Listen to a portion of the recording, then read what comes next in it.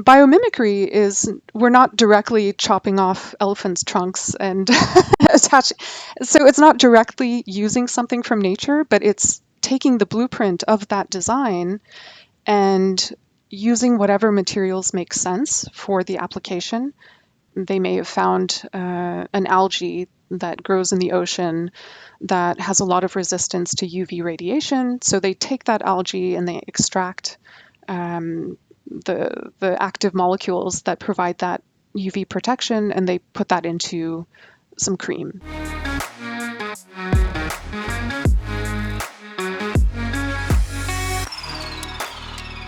Hello and welcome to the Sustainable Healthcare Podcast. My name is Lasse.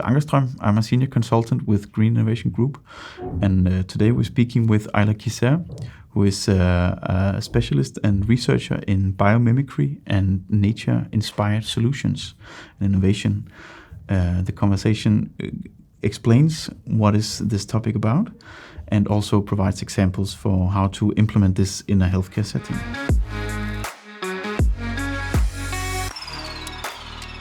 So first of all, thank you so much for joining us, Ayla. I would really love if you could tell us who you are and what's your background. Sure. Well, thank you, Lasse, for having me, and to Joachim and Fredrik for having invited me. So my background, I started off in engineering. I am from the United States, so I did all of my university studies in the US. And I went into mechanical engineering to begin with, and I got my bachelor's degree in mechanical engineering, which was nice. But there was something that was missing for me in that program, which later I realized was some biology and some connection to nature. So after I finished my mechanical engineering degree, I went to France. I taught English. I ate a lot of cheese and a little bit of wine here and there, and did some reflecting and realized, well, okay, mechanical engineering was super interesting, but I need a little bit more nature and biology. So then I went back to school and did my master's and PhD in environmental engineering, and I focused on nanomaterials for my dissertation, nanomaterials in wastewater, and what would happen to nanomaterials that were released into this sewer system and went through a wastewater treatment plant. And because a lot of consumer products that we're using today have some nanomaterials in them, and could this have some impact on the environment in the future?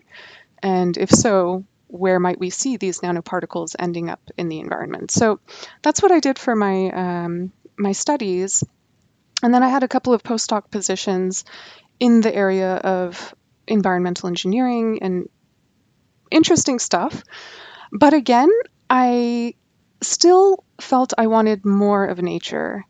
And I had heard about biomimicry while I was still a PhD student.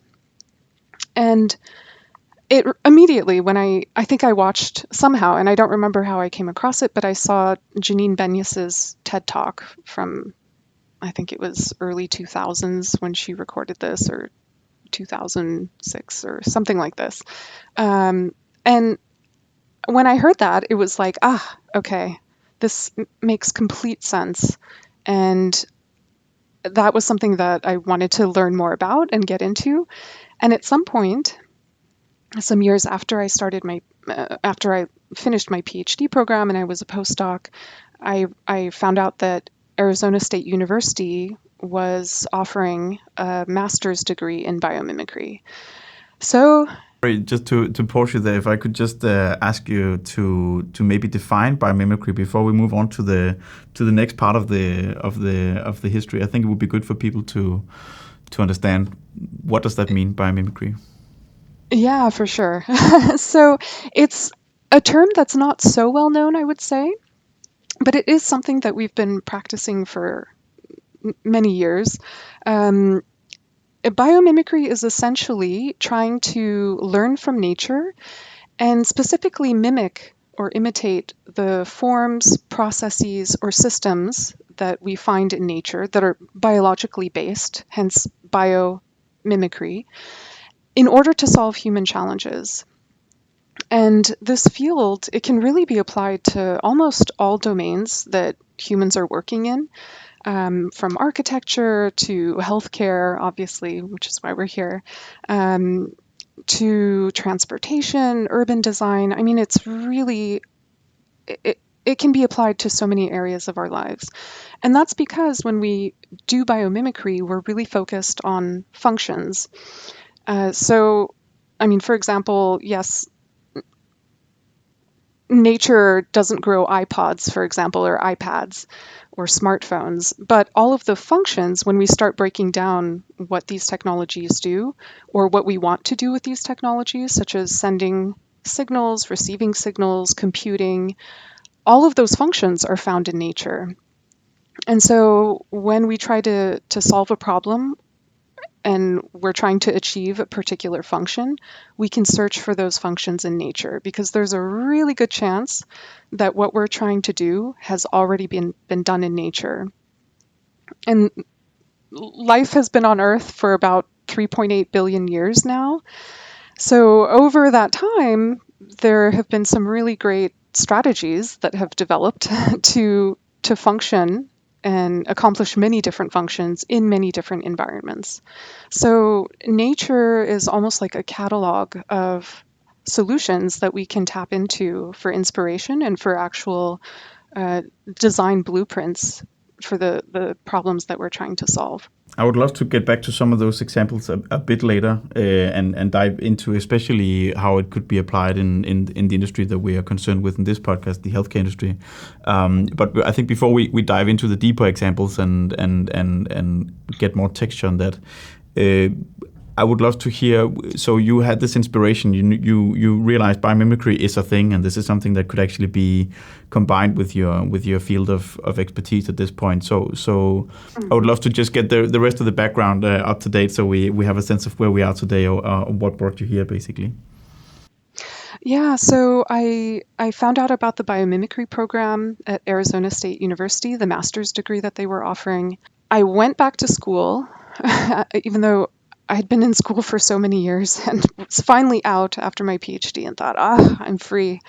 But no, I decided to go back just to really get an in-depth view and understanding of biomimicry, and it was a fantastic experience. Um, so while I was still a student, about 2 years into the program, normally master's degrees in the US are 2 years, but I was working full time, so it took me 4 years. And yeah, about 2 years in, I saw an advertisement from a job posting from Johnson and Johnson. And Johnson and Johnson is an international company in healthcare, maybe one of the biggest companies in general healthcare. They do pharmaceuticals, medical devices, and consumer products like cosmetics or over-the-counter medications. And they had put out a job announcement for a postdoctoral scientist in biomimicry.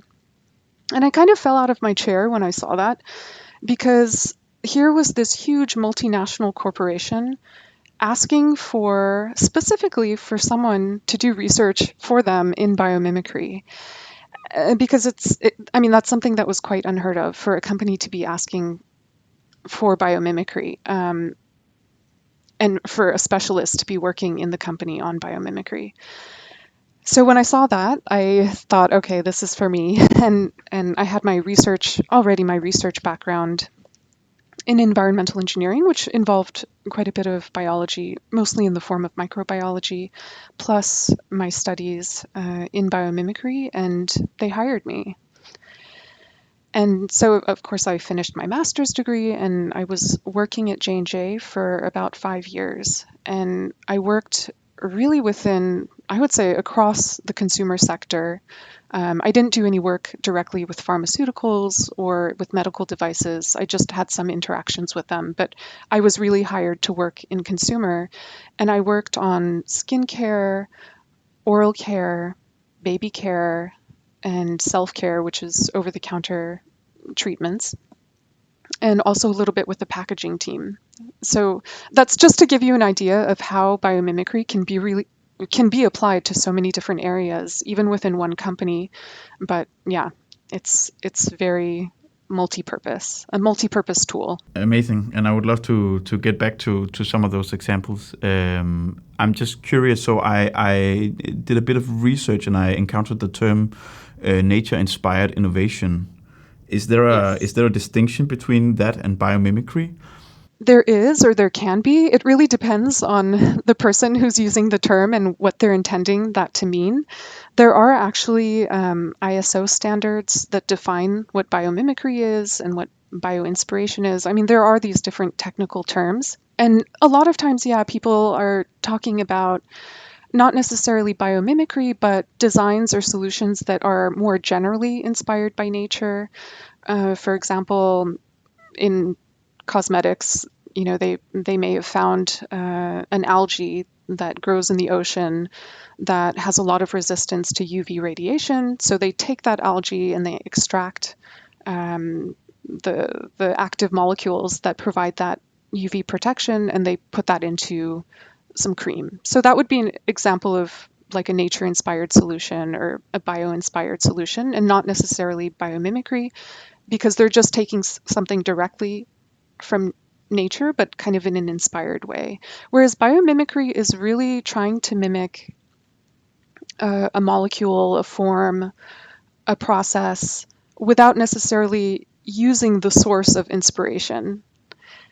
And so that'll be like, I'll give you a rough example to illustrate that. So, for example, there was a company there is a company in Germany, Festo, that developed a robotic arm mimicking an elephant's trunk, because an elephant's trunk is super flexible. It has many different degrees of freedom, but it's also very strong. And up until that point, most robotic arms had been very rigid and didn't have the sensitivity also that an elephant's trunk has.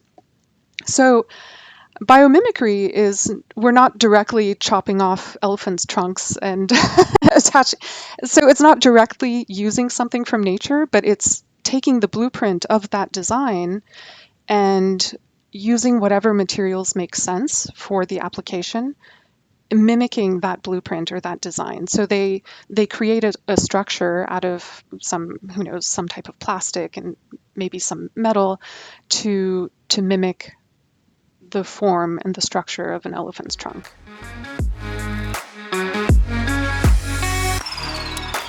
So I think it's really interesting here. It seems that this concept of biomimicry can be applied at a lot of different levels. And I think, I mean, me personally, I was thinking of examples where I would encounter this in the real world already. And the first thing that came up was kind of this nature inspired design. Like if you think about these tree-like structures in the Gardens by the Bay in Singapore, it's something where we design-wise we mimic the structure or at least the appearance of some nature-based solution. But I have a sense that biomimicry goes at least one or several steps deeper and can be applied at several levels. So I would love if you could just, I mean, I would say if we're seeing structures out in the world, we're probably talking more about nature-inspired design. But biomimicry, is it correctly understood that this goes to different levels? Like, and how deep does it go? Is it to the micro level, to the molecular level, to the nano level? At what levels does biomimicry apply, and where is it most relevant, would you say? Yeah, that's a great question. And really, you can seek inspiration from nature on all scales, from the nano level up to the macro scale. And also, I would say that with biomimicry, we're really thinking about a specific function that we're trying to achieve, and we're finding that function out in nature, so some species that's able to accomplish that function. We learn about the mechanisms that species uses to accomplish that function. And once we understand the biological mechanism, we can translate those biological mechanisms into some design principles that we can apply and into some product or process. So you can emulate nature on multiple scales, and really focusing on function. And also we can emulate the form of something. We can, for example, with molecules, we can now find some molecules that are interesting in nature, and then we can synthetically reproduce those. We can mimic a process that occurs in nature, such as maybe the synthesis process for some material. And we can also, and what I think is the most interesting, but also the most challenging, is we can try to mimic nature on a more systemic level. So mimicking systems, thinking about, for example, how ecosystems function and the transfer of materials and energy within an ecosystem.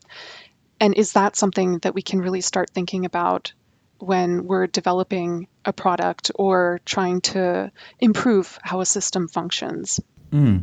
I think that it sounds to me like that also is a point where the study of biomimicry or the field of biomimicry becomes very wide and very how to say it's a composite of many different fields that interact in the field, like within the concept of biomimicry. A lot of different specialties and expertises must be intersecting. Yeah. Oh, yeah. And biomimicry by nature is very transdisciplinary. So when you try to solve a problem, it's important to bring in a biologist, bring in a chemist, bring in a product designer. It's really, and that's what I think makes it so rich. It's bringing together different fields to solve a problem.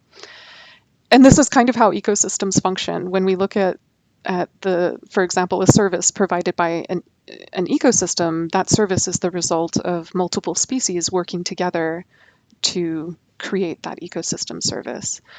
So we can think about the way we solve problems in the same way. Let's bring together different species. So, a physicist, a chemist, biologist, data analyst, all kinds of different species to try to solve a problem. And in that way, where we end up breaking down more silos, we naturally start thinking on more of a systems level. And for sustainability and for sustainable healthcare, I think this is essential to work as much as we can towards thinking in terms of ecosystems and trying to solve healthcare problems, thinking about an ecosystem. And yeah. So rather than having a specific focus on, say, a single symptom or a single specific treatment, or Yeah, and I mean, I think a lot of us have experienced this just in our healthcare, our medical system. I don't know how things are in Denmark. I have less experience here in France, but in the US, for example, if I had a problem with my skin, so some dermatology issue, I would go to a dermatologist. And there would be very little focus or questioning about different aspects of my system, my body, like, okay, how are you eating? How's your sleep? How are your stress levels? It was just very focused on this particular patch of skin where there was a problem, for example, and oh, here's your cortisone cream or what have you. So there wasn't communication between the dermatologist and someone who understands the GI tract or what have you. But now we're learning a lot more about for example, the microbiome, and there's the gut brain axis. And in J&J, we were talking about the gut brain skin axis and how these things are interconnected. And we can't just focus on one while ignoring these other aspects of our system. So I think we treat healthcare in this kind of siloed, very reductionist way. Typically, I mean, at least historically, it seems that's how it's been in Western healthcare systems. But then we also treat the environment in the same way. At least that's what I'm observing. We're looking at particular aspects of environmental problems and treating the environment sometimes a bit in a reductionist way. But we really need to start thinking about the environment, our healthcare, and all of the products that we produce, all of our technologies, as functioning within a system. And I think that's where biomimicry can really, it's one of different tools that can help push us towards more system level thinking and solutioning. Definitely. I think in conclusion, I would love if you could, not exactly as a summary, but I'm just wondering if you could, if the listeners of this podcast have to take one key thing with them from from listening to this? What is it that you would want them to know about biomimicry? I would want them to know that biomimicry can absolutely apply to the work that they're doing, because whatever they're working on, there's a good chance that nature has already found the solution, or that solution exists in nature. And I think I would really hope that people could get into the practice of, when they have a problem to solve, towards at the very beginning of trying to solve this problem, asking, how does nature solve this problem? What would nature do? And just asking that question, I think, opens a lot of doors. And it's that mindset that will allow us to think broader, think more holistically on a systems level. What would nature do? How would nature solve this problem? That's not a question that we typically ask. We really look at what we've done in the past. We try to make incremental improvements, etc. But we're surrounded by millions of solutions. And I think it's just this huge source of information that we can tap into. And if we can start thinking this way at the very beginning of a project, that will make great change. I highly agree. I think it's, at least for me, it's a really tangible inspiration that to add that as a question in your idea generation process or in your troubleshooting process, almost no matter the level of the organization that you are in, if it's a very detailed and technical problem or if it's a systems level organizational problem, asking yourself as one of the steps in your idea generation or troubleshooting, what would nature do in this case? How would nature solve this problem? I think it's a really powerful question to add into that process. And I don't think it would take a lot of effort for people to try it out and to see what could come of that idea generation. Maybe sometimes you fall short and nothing comes up and you go about your business, but that didn't really cost you much. I think it's a really low effort but very high potential gain to add that into considerations. Yes, I agree 100%. All right. Thank you, Ayla, for the input. I'm hoping that we can continue this conversation in part 2 and diving a bit deeper into some of the examples of how to apply biomimicry in the world at large and in healthcare sustainability specifically. So I'm hoping that you will join us for another round. I'm looking forward to that. See you next time for more biomimicry, part 2.